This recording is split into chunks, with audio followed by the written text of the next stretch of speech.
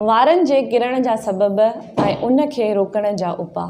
अस्सलाम वालेकुम व्यूअर्स, मुंहिंजो नालो डॉक्टर मरियम सोहू आहे। मां कंसल्टेंट डर्मेटोलॉजिस्ट ऐं कॉस्मेटोलॉजिस्ट आहियां एट चांडका मेडिकल हॉस्पिटल लाड़काना। जीअं त वार इंसान जी ख़ूबसूरती में हिकु इज़ाफ़ो कनि था, उन जा किरण जा मुख़्तलिफ़ सबब आहिनि, पर उन खे रोकण जा बि मुख़्तलिफ़ उपाउ आहिनि। सभ खां पहिरियां असां ईंदासीं त वारनि जे किरण जा कहिड़ा सबब आहिनि। उन में मुख़्तलिफ़ बीमारियूं आहिनि, जंहिंमें कुझु सिस्टमिक मतिलबु इंसान जे अंदर जूं बीमारियूं आहिनि, कुझु वरी चमड़ी जूं बीमारियूं आहिनि ऐं कुझु ॿिया फैक्टर्स आहिनि।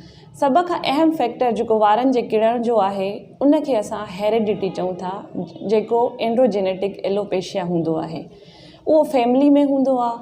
उन खां अलावा कुझु मदाफ़ती बीमारियूं आहिनि जेके ऑटो इम्यून डिज़ीज़िस सॾिजे थो, जंहिंमें लाइकिन प्लेनिस थी वियो, DLE थी वई। ऐं जीअं त मां तव्हांखे ॿुधायो कुझु सिस्टमिक मतिलबु इंसान जे अंदर जूं बीमारियूं, जंहिंमें SLE थी वियो, आयरन डिफिशंसी एनीमिया थी वई। उन खां अलावा चमड़ी जे बीमारियुनि में जीअं त फंगल इन्फेक्शन थी वियो, हद खां वधीक मथे जी खुश्की जंहिंखे सेबोरिक डर्मेटाइटिस सॾिबो आहे, ऐं एलोपेशिया एरिएटा। उन खां अलावा कुझु ॿियूं बीमारियूं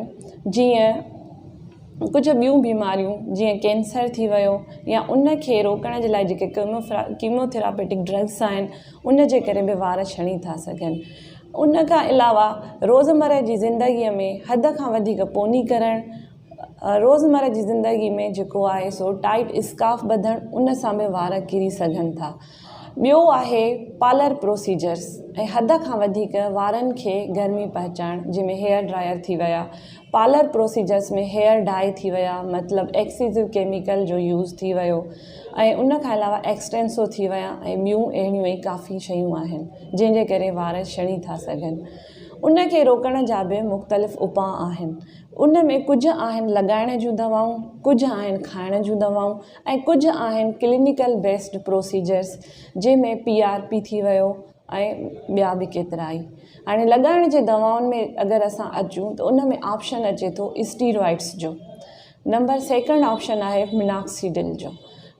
स्टीरॉइड्स असां ओरली बि ॾेई था सघूं, ऐं कुझु आहिनि मदाफ़ती बीमारियुनि खे रोकण जूं दवाऊं, जंहिंमें मीथोट्रीज़ेट थी वियो, डेल्टा कार्टिल जेके स्टीरॉइड्स में ई अची वियूं, ऐं ॿियूं बि केतिरियूं आहिनि। नंबर 2, अगरि असां रोज़मर्रा जी ज़िंदगी में सुधार आणियूं, जीअं त हर 3 महीने असां अधु इंच पंहिंजा वार कटराईंदा कयूं, आलनि वारनि खे फणी ॾियण खां जेको आहे परहेज़ कयूं, हद खां वधीक केमिकल जो अगरि असां इस्तेमालु बंदि करे छॾियूं त उन सां बि असांजे वारनि जे किरण में काफ़ी फ़ाइदो मिली थो सघे।